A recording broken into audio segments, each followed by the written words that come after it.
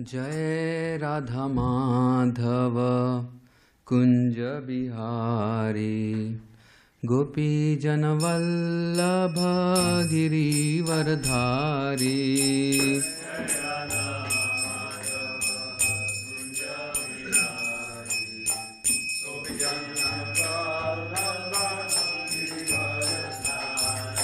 जय राधा माधव कुंज बिहारी गोपी जनवल्लभ गिरिवरधारी।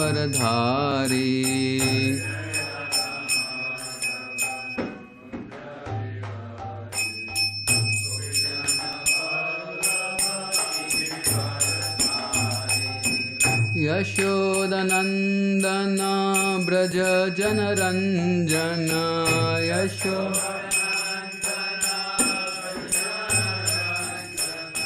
यशोदनंदन ब्रज जनरंजन।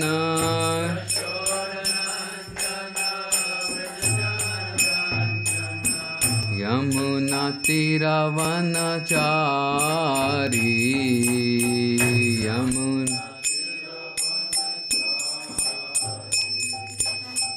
यमुना तीरवनचारी।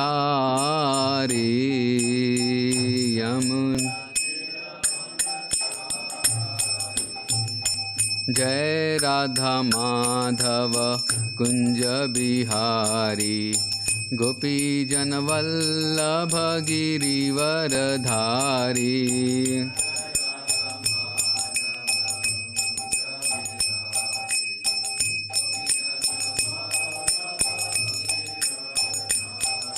जय राधा माधव कुंज बिहारी गोपी जनवल्लभ गिरिवरधारी। जय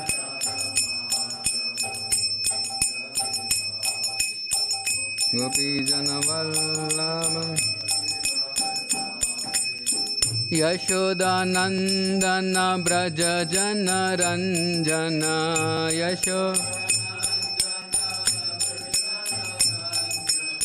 यशोदानंदन ब्रज जनरंजन।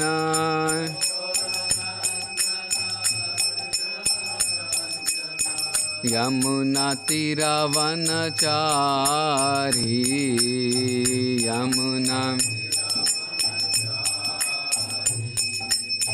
यमुना तीरवनचारी।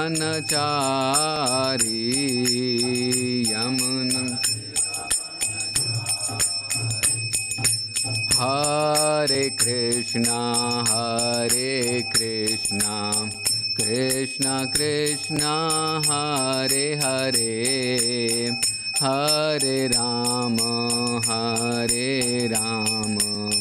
राम राम हरे हरे हरे कृष्ण।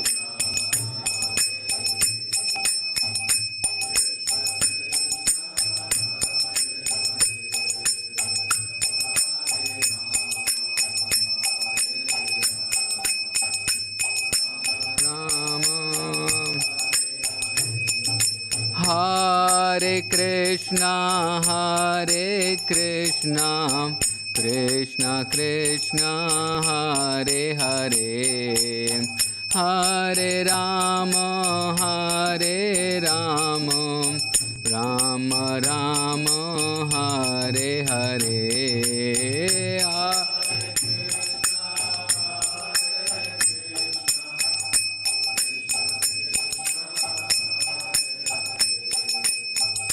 हरे राम राम राम हरे कृष्णा कृष्णा कृष्णा हरे हरे हरे राम राम राम हरे हरे हरे कृष्णा।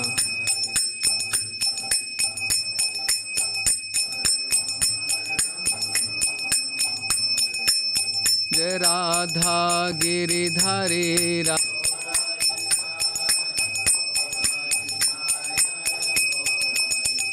जय जय Jagannath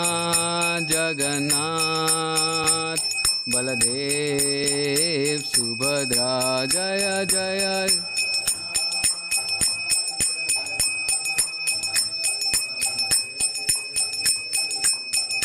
Jaya Jaya Prabhupada Prabhupada Prabhupada Jaya Jaya Prabhupada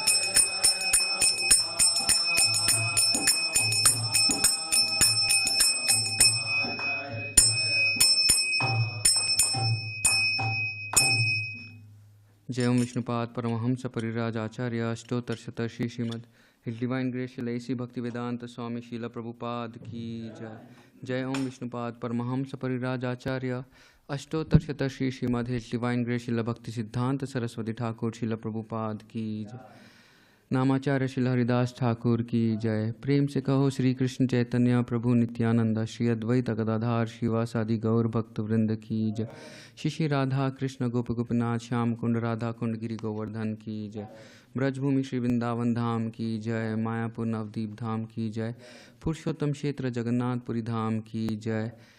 गंगामयी यमुनामयी की जय। श्री राधा गिरिधारी की जय। श्री गौर निताय की जय। जगन्नाथ बलदेव सुभद्रा की जय। श्री गिरिराज गोवर्धन की जय। ग्रंथराज श्रीमद् भागवतम की जय। संवेद गौर भक्त वृंद की जय। निताय गौर प्रेमानंदे। All glories to assembled devotees, all glories to assembled devotees, all glories to assembled devotees, all glories, all glories, all glories to Shri Guru and Shri Gauranga, all glories to Srila Prabhupada की जय। Yeah. Yesterday Maharaj gave class, but he skipped over these verses. It's 26 and 27, which didn't have a purport. Okay. So just read the translation of 26 and 27. Okay, before I start the 29th one. Huh? Before I start. Yeah. Okay. Om Namo Bhagavate Vasudevaya. Om Namo Bhagavate Vasudevaya. Om Namo Bhagavate Vasudevaya. Narayanam Namaskrityam Naram Chaiva Narottamam Devim Saraswatim Vyasam Tato Jaya Mudiraye Nashtaprayeshu abhadreshu Nityam Bhagavata Sevaya Bhagavati Uttama Shloke Bhaktir Bhavati Naishtiti Krishnaya Vasudevaya Devaki Nandanaya Cha Nanda Gopa Kumaraya Govindaya Namo Namaha. Hare Krishna. We are reading from Srimad Bhagavatam, 7th Canto, Chapter 11, entitled The Perfect Society, Four Social Classes. Text number 26 and 27. I'll read the translation and then we'll go to text 29 since we skipped that. Text 26 and 27 translation. A chaste woman must dress nicely and decorate herself with golden ornaments for the pleasure of her husband. Always wearing clean and attractive garments, she should sweep and clean the household with water and other liquids so that the entire house is always pure and clean. She should collect the household paraphernalia and keep the house always aromatic with incense and flowers, and must be ready to execute the desire of her husband. Being modest and truthful, controlling her senses and speaking in sweet words, a chaste woman should engage in the service of her husband with love according to time and circumstances. Verse 29, please repeat. Ya patim hari bhavena, Ya patim hari bhavena, Bhajate Shriya iva tatpara, Bhajate Shriya iva tatpara, Harer Atma Harer Loke, Hareratma Harirloke Patya Shri Iva Modate Patya Shri Iva Modate Ya Patim Hari Bhavena Bhajate Shri Iva Tatpara Harer Atma Harer Loke Patya Shri Iva Modata. Please recite.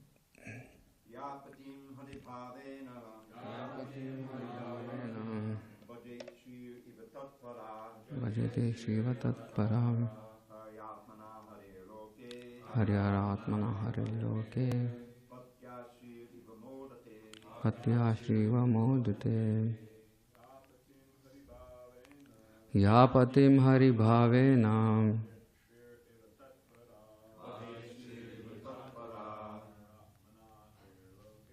Haryaratmana Hariloke Patya Shri Iva Modate Ya Patim Hari Bhavena Bhajate Shri Iva Tatpara Hareratma Hariloke Patya Shri Iva Modate. Vaishnavis. Ya Patim Hari Bhavena Bhajate Shri Iva Tatpara Haryatma Hariloke Patya Shri Iva Modate. Word to word meaning. Ya, any woman who, Patim, her husband, Hari Bhavena, mentally accepting him as equal to Hari, the Supreme Personality of Godhead. Bhajate, Bhajet, worship or render service to. Shriya Iva, exactly like the goddess of fortune. Tatpara, being devoted. Hari Atmana, completely absorbed in the thoughts of Hari. Harel Loke, in the spiritual world, the Vaikuntha planets. Patya, with her husband. Shriya Iva, exactly like the goddess of fortune. Modate, enjoys spiritual eternal life. Translation and purport by His Divine Grace Srila A.C. Bhaktivedanta Swami Srila Prabhupada. Srila Prabhupada ki jai. Translation. The woman who engages in the service of her husband, following strictly in the footsteps of Goddess of Fortune, surely returns home back to Godhead with her devotee husband and lives very happily in the Vaikuntha planets. Purport. The faithfulness of Goddess of Fortune is the ideal for a chaste woman. The Brahma Samhita 5.29 says, Lakshmi Sahasra Sata Sampara Sevya Manyam. In the Vaikuntha planets, Lord Vishnu is worshipped by many thousands of Goddess of Fortune. And in Goloka Vrindavan, Lord Krishna is worshipped by many thousands of gopis, all of whom are Goddess of Fortune. A woman should serve her husband as faithfully as Acharya gives the opinion. Harir asmin stita iti shriyam bharati bhavena shishyam cha guru nityam shudrunam brahmanadishu Bhratyaham Swamini Tata Harir Bhava Udirita. A woman should think of her husband as the Supreme Lord. Similarly, a disciple should think of the spiritual master as the Supreme Personality of Godhead. A Shudra should think of a Brahmana as the Supreme Personality of Godhead. And a servant should think of his master as the Supreme Personality of Godhead. In this way, all of them will automatically become devotees of the Lord. In other words, by thinking this way, all of them will become Krishna conscious. Om Jnanatimirandasya Jnananjana Shalakaya चक्षुलोन्मिलितं येन तस्मै श्रीगुरवे नमः। श्रीचैतन्यमनोभीष्टं स्थापितं येन भूतले स्वयं रूप कदा मह्यं ददाति सपदान्तिकं। वन्देऽहं श्रीगुरो श्रीयुतापदकमलं श्रीगुरु वैष्णवांश्च श्रीरूपं साग्रजातां सहगना रघुनाथां वितं तं सजीवं साद्वैतं सावधूतं परिजनसहितं कृष्णचैतन्यदेवं श्रीराधाकृष्णपदान् सहगना ललिता श्रीविशाखान्वितांश्च। नमो विष्णुपादाय कृष्णपृष्ठाय भूतले श्रीमते भक्तिवेदांत स्वामिनिति नामिने। नमस्ते सरस्वती देवे गौरवाणी प्रचारिणे निर्विशेष शून्यवादी पाश्चात्यदेशतारिणे। हे कृष्णा करुणा सिंधु दीनबंधु जगतपते गोपेश गोपिकाकांत राधाकांत नमस्तुते। तप्त कांचन गौरांगी राधे वृंदावनेश्वरी वृषभानुसुत देवी प्रणमामि हरिप्रिये। वाञ्छाकल्पतरुभ्यश्च कृपा सिन्धुभ्येव च पतितानां पावनेभ्यो वैष्णवेभ्यो नमो नमः। जय श्री कृष्ण चैतन्य प्रभु नित्यानंद श्री अद्वैत गदाधार श्रीवासादि गौर भक्तवृंद। हरे Krishna Krishna Krishna Hare Hare Hare Ram Ram Ram Hare Hare. Hare Krishna. I seek blessings of all the devotees assembled here, especially Dravida Prabhu, Badrinaran Maharaj, Balram Prabhu and others, so that I can speak something on Srimad Bhagavatam, glorifying the Supreme Lord and as a service rendered to all of you and for the purification of my heart, so that my heart gets purified by coming in touch with Srimad Bhagavatam more and more. And please empower me so that I speak in parampara and whatever I have learned from my spiritual master and seniors, so that I repeat it and it will benefit for everyone. Hare Krishna. So in this verse, if we see this chapter, the title of the chapter, as Maharaj was describing yesterday also, the perfect society for social order. This is the chapter which has been discussed by Narad Muni and Yudhishthir Maharaj. And after Narad Muni pacified Yudhishthir Maharaj with the pastime of Narsimhadev, glorifying Prahlad Maharaj and Narsimhadev, he was satisfied and he wanted to further understand how does the social order, social system and the Varnashram system is working and what are the prescribed duties for these things. So further describing about these, about the Varnashram system, Narad Muni is describing this chapter just repeating the words of Lord Narayan. And here he is describing very beautifully the characteristics of woman. How should a woman act? Actually, few verses behind onwards, the characteristics of a woman have been discussed. And here in this verse, as we read in the 26th, 27th and 28, 29 verses, the characteristics of a woman has been described very beautifully. Prabhupada always gives this example of two great women in Srimad Bhagavatam. I just want to get from you, what Prabhupada speaks about two great women in Srimad Bhagavatam, as the chaste woman, as the honest woman. Yeah, he will speak of two, Mother Kunti and Gandhari. Gandhari, and there is one more woman.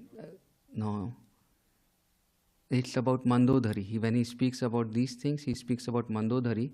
Mandodhari and Gandhari were very, very faithful and chaste to their duties towards her husband.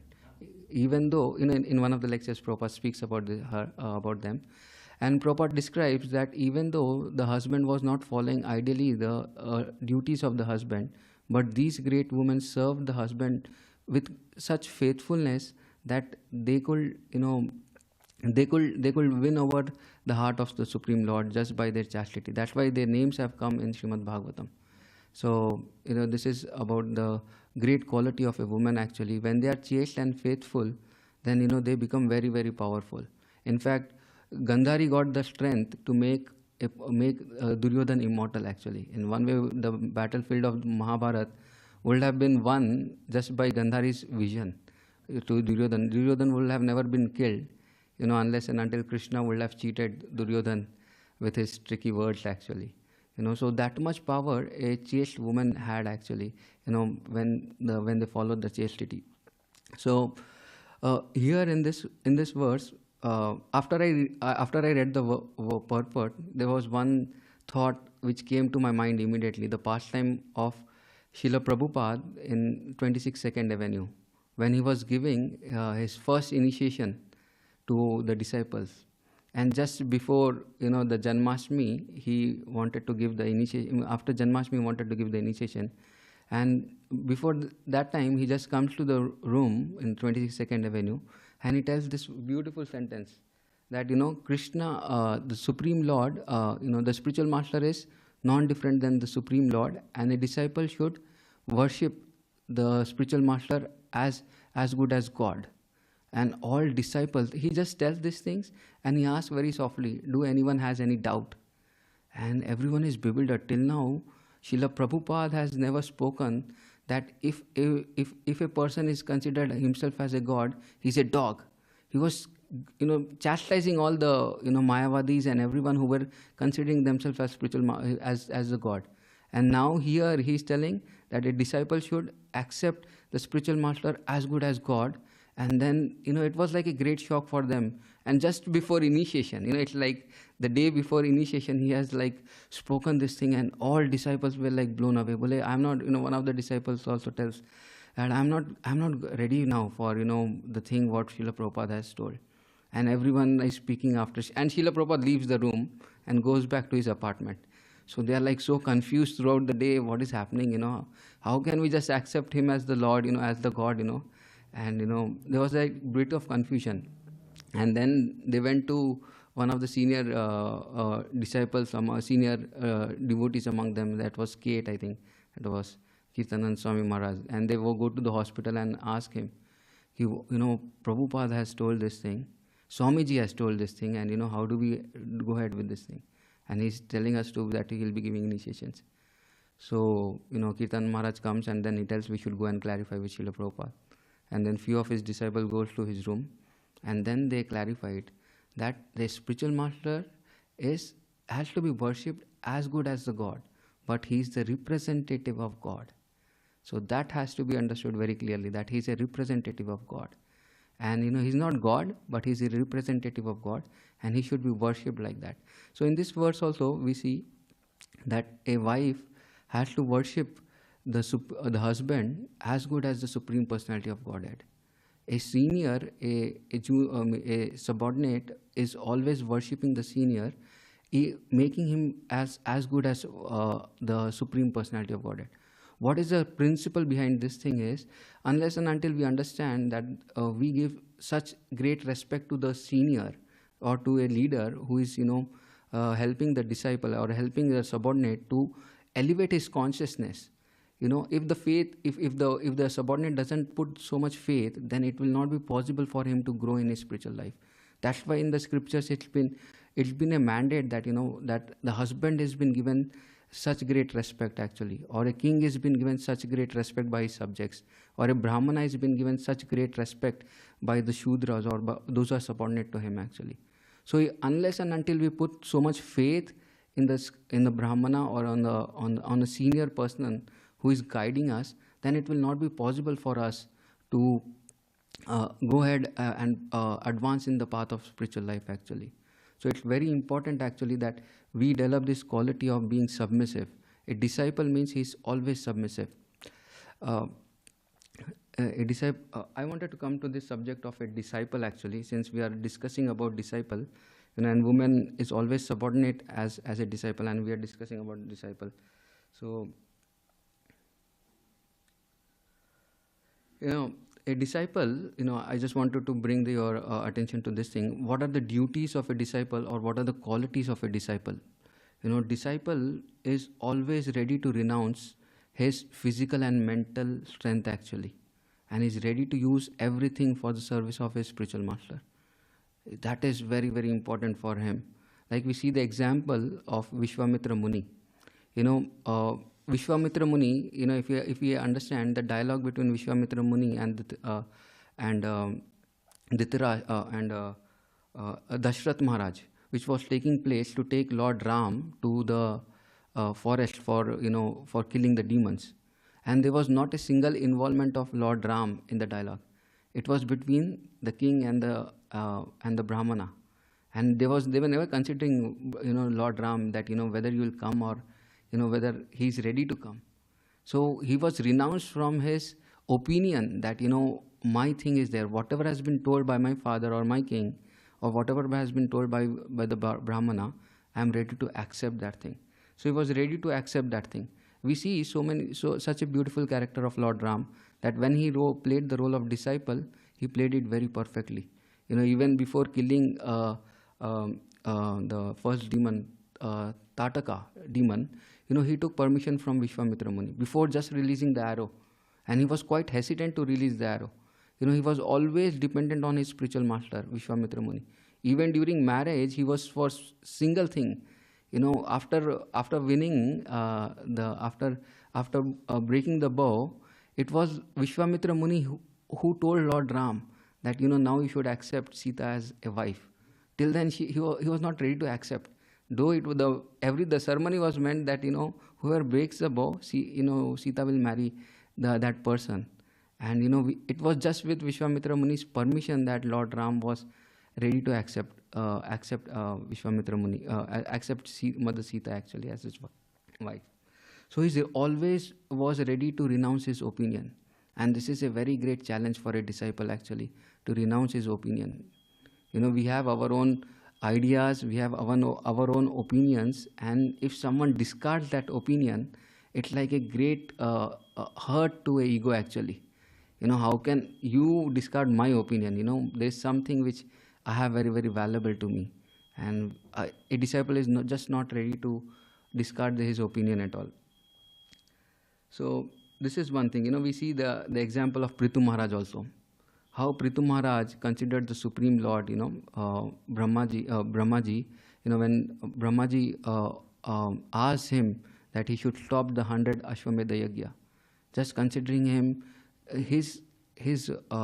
considering his words, he stopped the 100 Ashwamedha Yajna actually.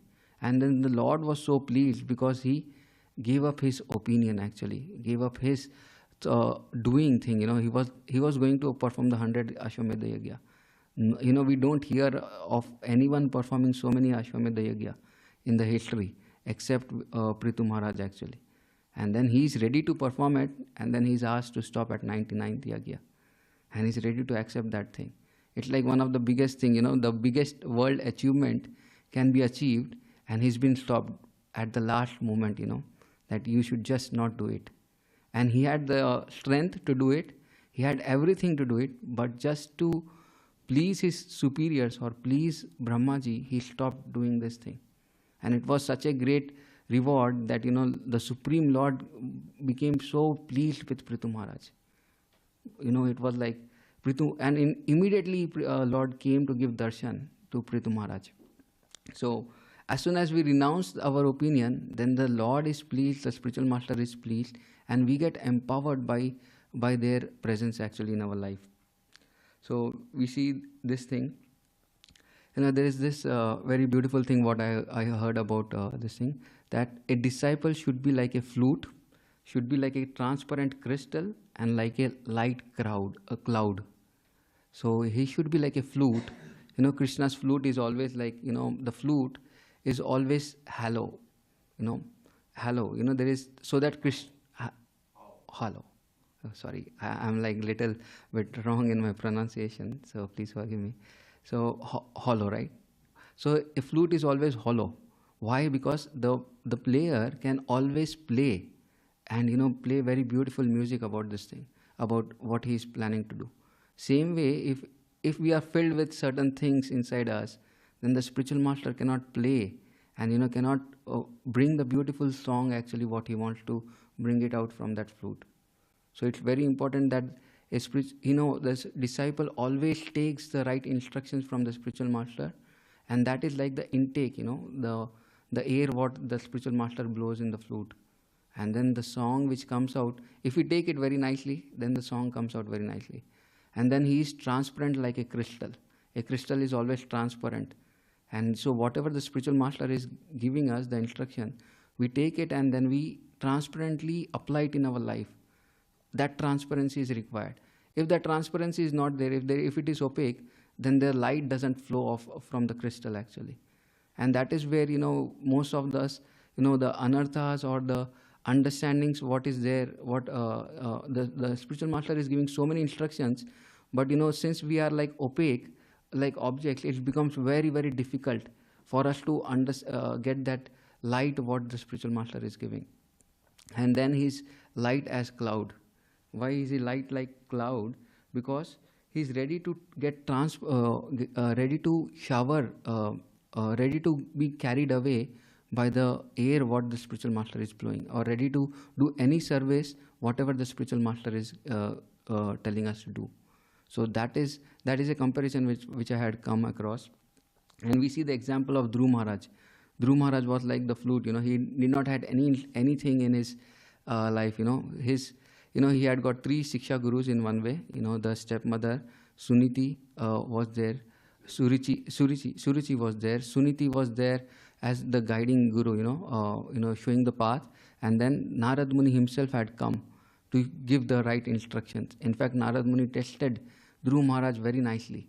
Because he was tested very nicely, he could fill Dhruv Maharaj with proper instructions actually. And then he very nicely followed the instructions of Narad Muni and got the mercy of the Supreme Lord within a short period of time. So it's like, if we get these qualities within us, then only it will be possible for us to please the spiritual master very easily. So these qualities have to be developed actually in a disciple. We see that Srila Prabhupada also has shown this in his life with such a wonderful example. He took the instructions of Srila Bhakti Siddhanta Saraswati Thakur in his life as his life and soul. First instruction what he got was to preach in the West, and he kept that fire within himself that he wanted to do something for Srila Prabhupada, his spiritual master. He wanted to do something for his spiritual master. And he was transparent. He was always ready to take some instruction from his spiritual master. Just before Bhakti Siddhanta Saraswati Thakur left his body, Srila Prabhupada has written a letter that, how can I serve you? I am a grahastha. I am not like the disciples, like sannyasis and other disciples which are close to you, getting so much of your association. But I am a grahastha. I am somewhere else far away from your association. But how do I serve you? And Bhakti Siddhanta Saraswati Thakur just emphasized the same instruction, that you can speak in English, and why don't you go to West and spread the teachings of Lord Chaitanya Mahaprabhu. And then just like a cloud, Srila Prabhupada did everything, all the services what was required to establish this ISKCON movement in United States actually, in New York. So it was like, if a disciple is like a flute, a transparent like crystal and light like cloud, then it will be possible for him to execute the duties of or the instructions given by the spiritual master.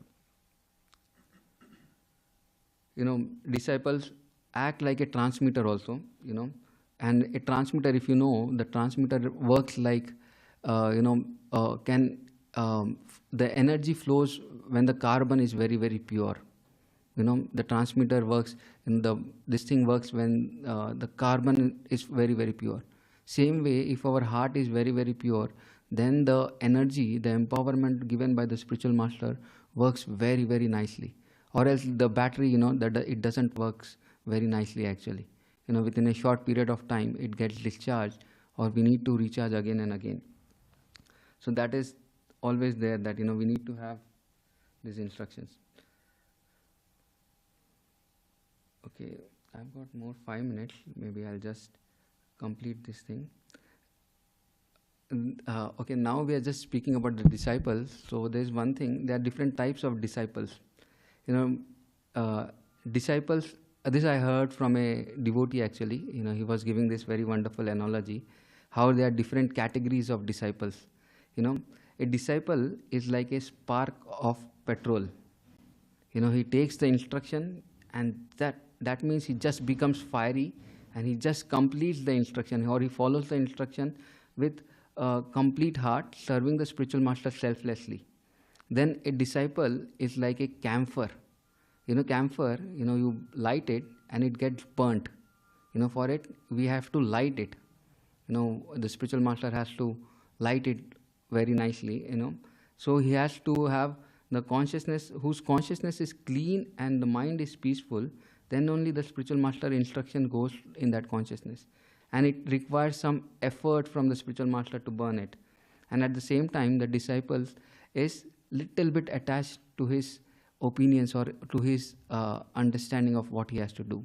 So the camphor always gives little bit burnt thing, So there is this, that's why the this is second category of a disciple, where a disciple is like camphor. And there is third category of disciple.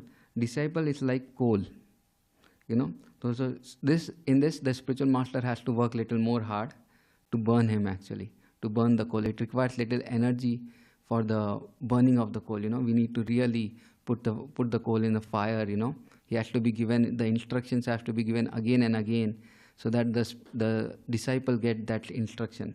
And it requires a lot of fanning also. It just doesn't get burned just by putting in the fire.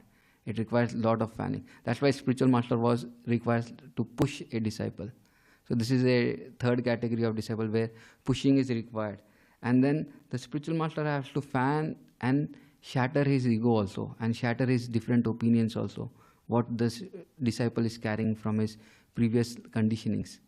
And then he has to remove all the stubbornness, all the arrogance from him, and so that the disciple become like a jewel actually. So in this, the spiritual master has to work very hard.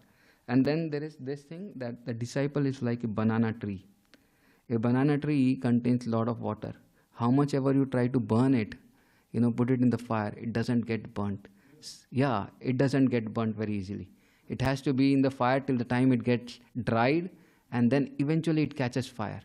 So this type of disciple is like very, very stubborn disciple.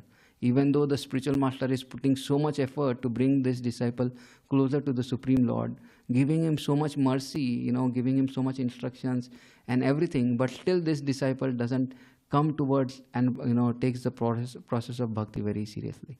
So these are like, few of the disciples, few categories of the disciples. Like disciple is like a spark of petrol, disciple is like a camphor, disciple is like a coal, and disciple is like banana tree. So we need to decide according to our faith and according to our submissiveness towards the spiritual master, which category we are in. Ideally one should be as a disciple, as a petrol, or as a gas that catches fire and, burns himself actually, fulfilling the instructions of the spiritual master, rather than, becoming like a camphor or coal. So,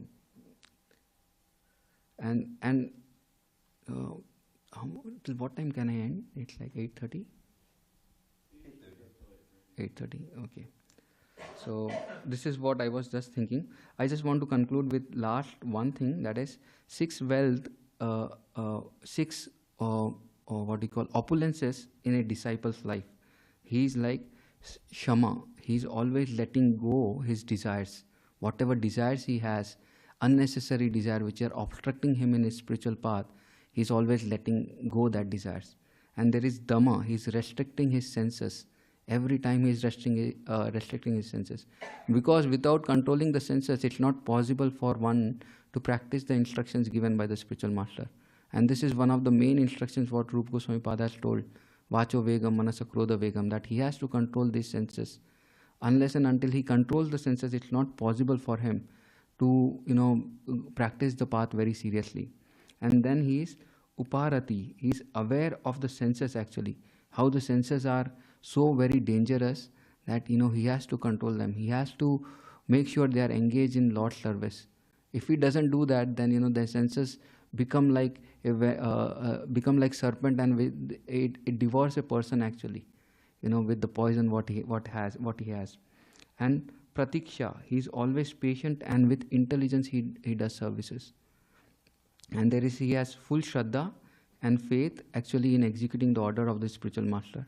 And then the last opulence is he's Satya. He's always truthful towards his spiritual master.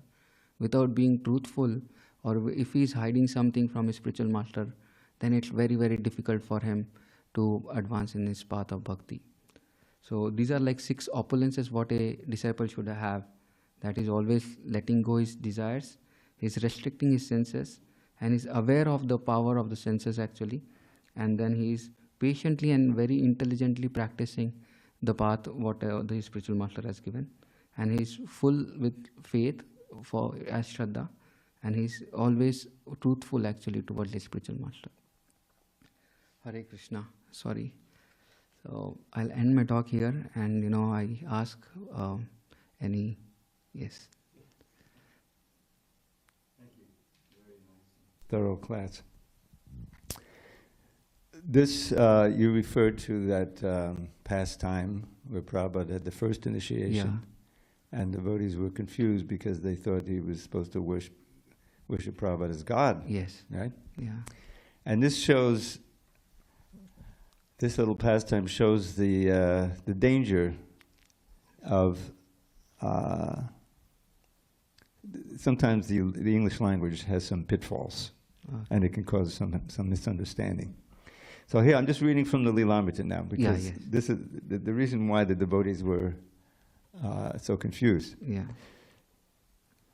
So Prabhupada was giving a lecture, I think it was Janmashtami, and now he said at length, I will tell you what is meant by initiation, because he had talked about initiation.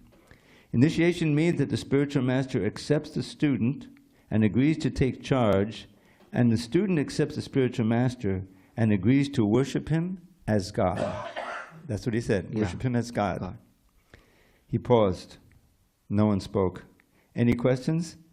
And there were none. He got up and walked out. The devotees were stunned. What had they just heard him say?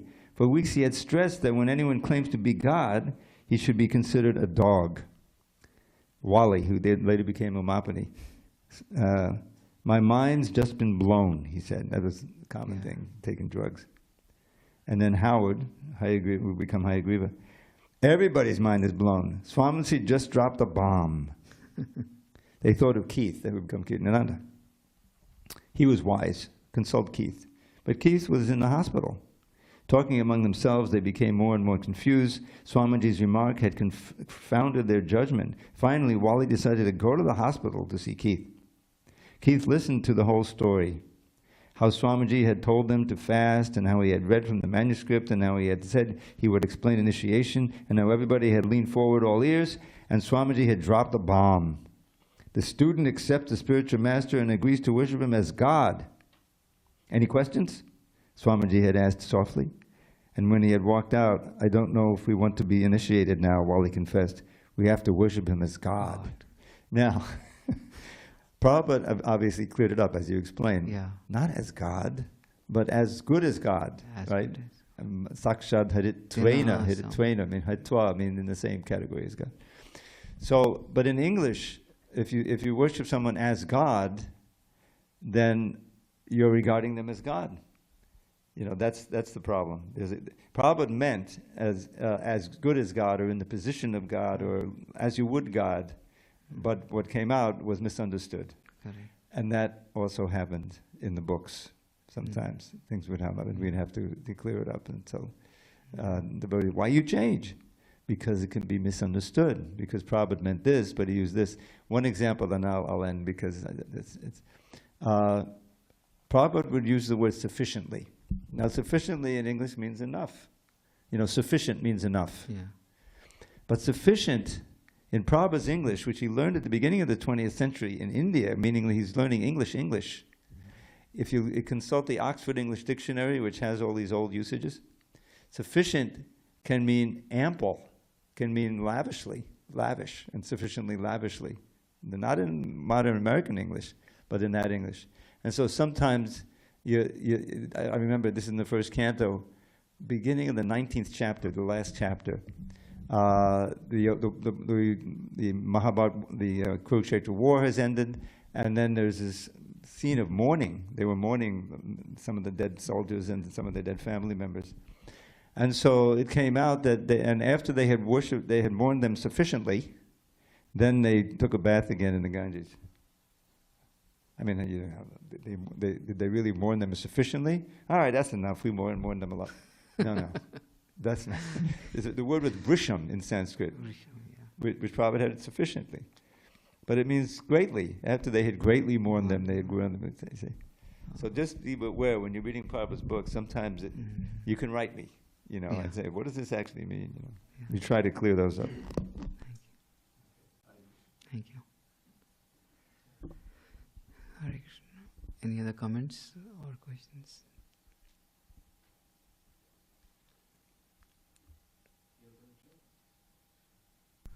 Hare Krishna. Thank you for the very nice lecture. What do you think the best way is to control one's senses? The best way to control our senses. The best way to control our senses is to engage the senses in the Lord's service, because the senses are very, very strong actually. In one of the purpose, or in one of the verses of Srimad Bhagavatam tell that they are like the highway robber. A person who is going on a highway and he gets robbed unnecessarily by the robbers who are there at the highway. And these senses are like that, They rob a person from achieving the path actually, going when he's walking on the path of spiritual life. So these senses they have such a tremendous energy actually, that unless and until we dovetail the senses in Lord's service, it's not possible for them that we can control them very easily. So we have to dovetail our senses very, very, very much actually. It's like with lot of endeavor, we should put all our senses in engaging ourselves in Krishna's service. I should be engaged in seeing the beautiful form of the Lord. Then only it gets purified. Or we always get carried away with the beautiful vision we see outside, because we are not able to connect it to the Lord. But here the Lord is there in a very beautiful form. So we should engage our senses here. And the more, one should hear about the Lord, more and more, engaging his ears by giving this transcendental sound vibration more and more actually. That is like one of the main thing the senses can be purified, is by engaging our eyes, our ears, our tongue by, always chanting the holy name of the Lord or taking nice prasad actually. And our hands and legs should be always be engaged in Krishna's service. Then only, initially actually when a devotee comes in the path of bhakti, for him it's very, very important that he engages thoroughly in Lord's service. There should not be a single minute that he should have time for thinking, I have something else to do. He should be so much engaged in Lord's service that there should not be a single moment actually that, he has something to think of other things to think other than his services. So that's why there should be like one service after another. It should be like the day should be packed for a devotee that, he's engaging in service after service. They should be like, okay, now I'm hearing Srimad Bhagavatam. After this I take prasad, then there is some service. Then there is again discussion on Srimad Bhagavatam, or there's some reading, or there's some service of going out and doing Sankirtan. And the day should end just by, we should be exhaust all our energy, and it should end like, okay, now I just read Krishna book for 10 minutes and go to bed. And within like seconds, initially it was like that. When the movement started, all the devotees, you can ask, our Prabhu, it was like they were packed with services actually. There was not a single moment, and that saved so many of the devotees actually. They could not go and, because the senses are very, very strong, and sense objects are just waiting outside for us actually. Yeah. No cell phones. Yeah. That was the greatest advantage. Now we have a greatest disadvantage with us. The crying baby is always there. It's always crying, And one small cry can distract us from our, practice of devotional service. Even in our japa, if we have the crying baby around, then it like distracts us like anything. So it's very important that a disciple or a devotee engages his senses very much in Lord's service. That is the only way that one can control the senses actually, or else there is no hope actually in one way for us. Thank you. If you want, Prabhu, you can add little more, how do we do this thing in case. Prabhupada's program when we first started, chant Hare Krishna and take And as you say, always be engaged in devotional service. Because Yes. that an idle mind is the devil's workshop. Devil's Prabhupada workshop. like that phrase. Yeah. So it's definitely the mood is, you know, okay, I finished that. What's next? Yeah. You know what I mean? I gave this example because we went back in the old Brooklyn Temple. This is a legendary temple at Henry Street. you Yeah. know. And they had signs every so often. You'd see the signs: no gaps on the wall. You know, they made some sign, hung them up on the wall. You know, because those gaps is where Maya can get in. You know, in idle mind and what, and you know that's. So it was great. Morning, evening program for sure. 3 hours of Harinam every day. You know, and plenty of other services filled up your day. It was very ecstatic. And that's how actually devotees become very, very strong actually. Eventually when they do it for a couple of years or 4 or 5 years, then they become so strong that, you know, then they know how they should be engaged thoroughly in Krishna service. And then they do that thing and they're like well protected actually by Lord and by engaging the senses in Lord service. Hare Krishna. Hare Krishna. We should end here, I think. Srila Prabhupada ki jai. Hare Krishna.